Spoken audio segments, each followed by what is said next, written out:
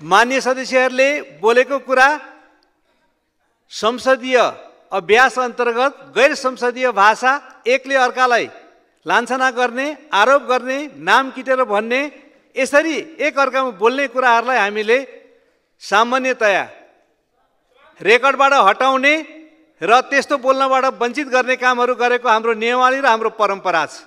यसको मतलब प्रत्येक कुराहरू सभामुखलाई देखाएर आफूले बोलेका कुराहरूको यहाँबाट छिनुफानु गर्ने, गराउने तरिकाहरू उचित हुन्छ या हुन्न, मान्य सदस्यहरूको म ध्यान आकृष्ट गराउन चाहन्छु।